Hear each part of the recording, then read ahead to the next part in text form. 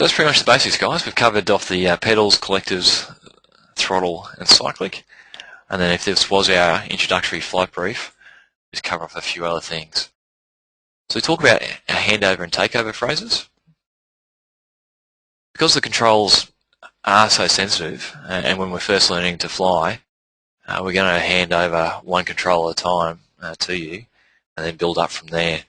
And it is a very basic learning process, just starting one thing at a time and building up from there. So the first thing we talk about is the phrase, follow me through. So we'll use the pedals as an example.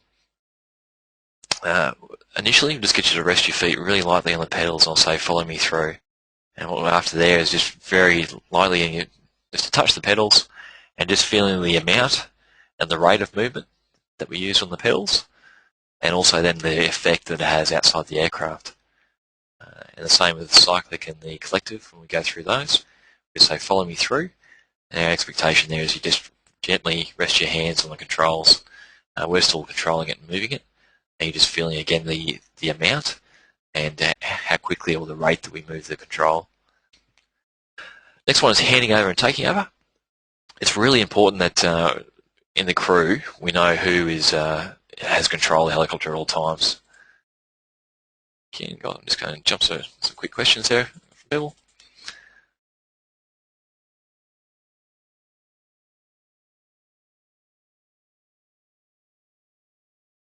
Okay, so I've got a question here from Andrew. Is there a way that you can tell that you're generally flying straight and level visually without looking at the instruments? In most fixed-wing aircraft, you just orientate the nose to below the horizon.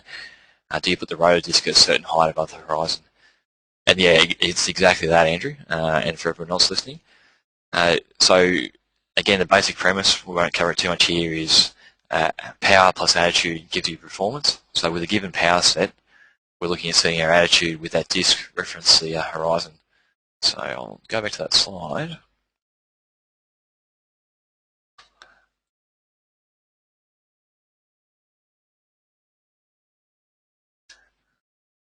And just wait for you guys to catch up. There we go. So exactly that. I'll just go to our little drawer. And I'll get a different color.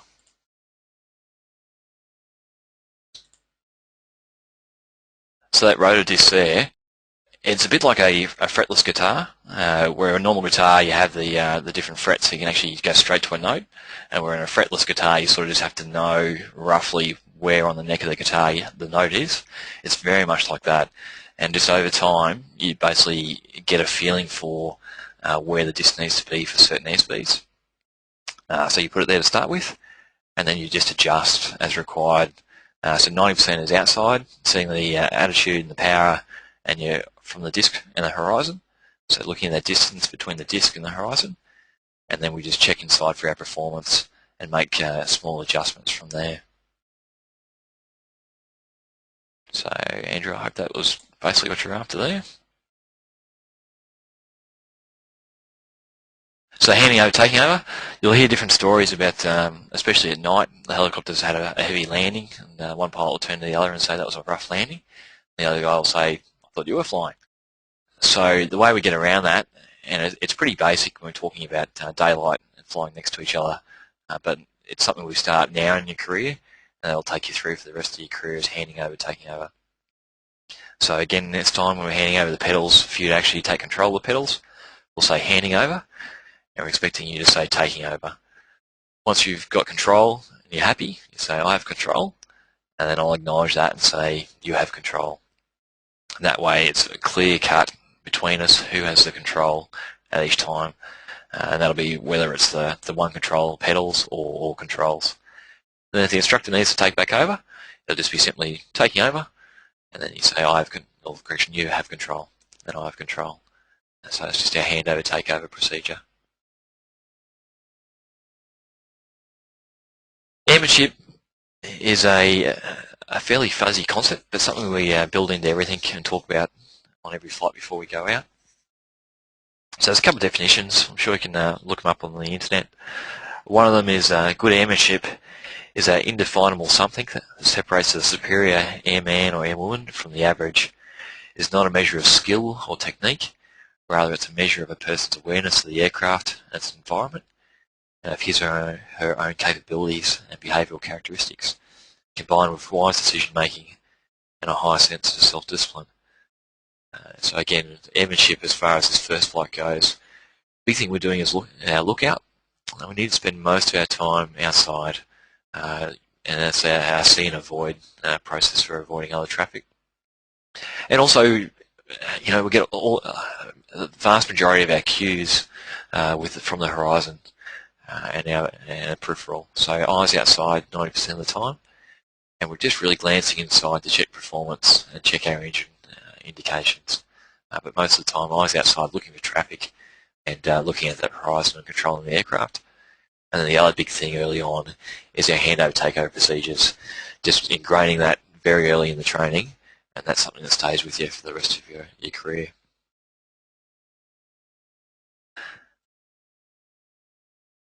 And the big thing is, this is all a lot of fun. Like, helicopter flying is just, it really is magic. It's like a big magic carpet flying around. You get to do it in some fantastic places around the world, and it's all about looking out and having a brilliant time, especially if it's your first couple of flights.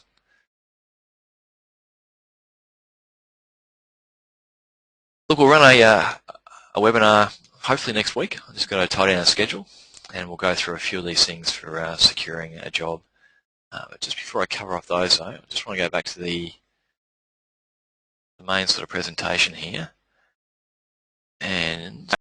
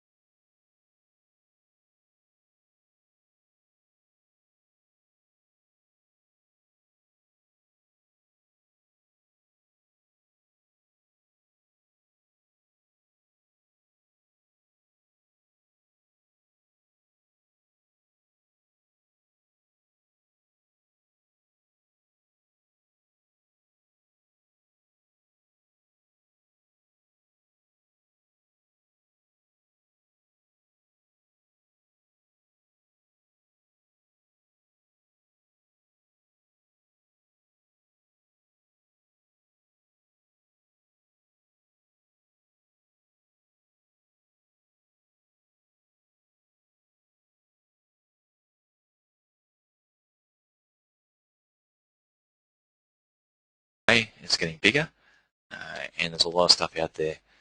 So I'd pay just to have a quick look. Correction, let me just make sure you actually see what I'm seeing. That was good. Sorry, I'm just getting used to the controls. So yeah, Twitter's huge. It's pay to basically have a quick look, grab a Twitter name or username while you can now, and just start getting used to it. And it's pretty much, again, where employers are going to be looking for you. Next big one I'm going to talk about is Facebook. And again, just a very quick cover off this time. Again, this is where employers are hanging out. Get onto their Facebook pages, start your communication with them now, well and truly before you finish your course. And that's how you're going to make contact, and rather just be another number or another CV that comes across their desk. At least you're going to have a little bit of personal touch there. LinkedIn is a big one. If you haven't seen LinkedIn already, check it out. There's heaps of YouTube videos about it. Have a look at some people's profiles. Feel free to give me a connection on LinkedIn. But this is pretty much the job search of the future. So again, smaller companies are lagging behind, but your big companies like CHC, Bristow's, their HR departments are all on LinkedIn. So again, I highly recommend that one. And again, we'll cover that in more detail another time. Another one to look at is a website called knowem.com. So it's KNOWEM.com. Now there's a paid service here for $99. They'll go through all these different websites and actually register a name. But it's really, I just recommend you just go through and just check what usernames are available. So ideally, you'd want the same username on your different, just for your own personal branding. So same username on Twitter, Facebook, LinkedIn, whatever you can get there, just so your emails and your business cards just look professional, the same username.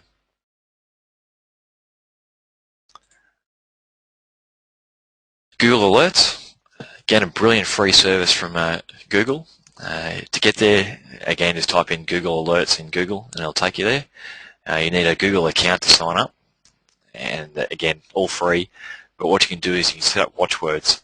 So there's a couple of companies that you're interested in applying to, or just helicopters in general, or helicopter jobs, helicopter training, whatever the search phrase you want. Every time Google finds a new page with that company or that phrase on it, you'll get an email, and it's how you can keep up to date with the news from that company.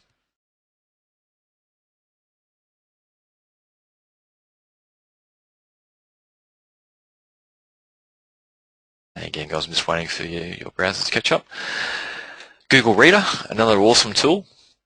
And you can follow different blogs on here, and it'll basically take all the blogs into the one place, so you can quickly scan through the different blogs, keep up to date with what's on in the industry.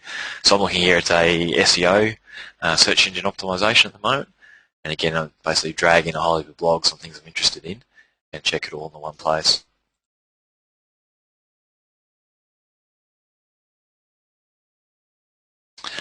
YouTube, heap of stuff out there. If you look for this guy, the ideas guy, he's got his little video business card up there, and there's a couple of other ones too. There's another website called NSky. I'm not recommending you actually go out and pay for any of these services, but it's very easy to make your own little business card on YouTube, and again, you just a little bit of personal branding. So I really are just covering these very quickly. We'll cover them in more detail another time.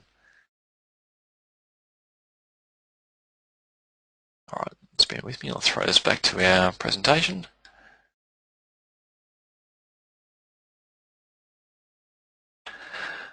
So there's a couple of things for later, and if you're looking for a job now, feel free to get in contact with Aeropower and I can actually talk through them one-on-one before we do a webinar if you don't want to wait. It's no hassles.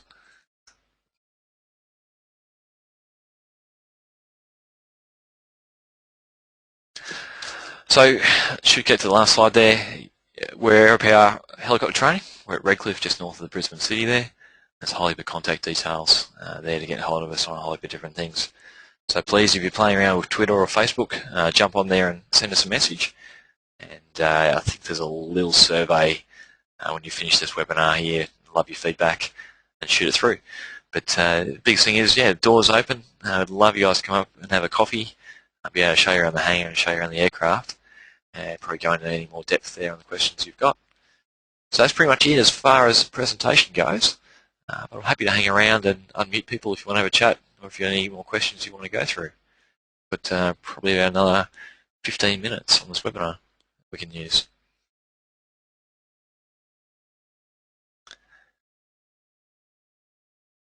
If not, thank you very much, guys, for coming along. Feel free to basically spear off. But yeah, I'll just basically handle any questions. And I've got one there, it looks like from James, just trying to get to it. And James, I don't know if you've got a microphone there, but I've just unmuted you, so if you do have a mic, you can say good day.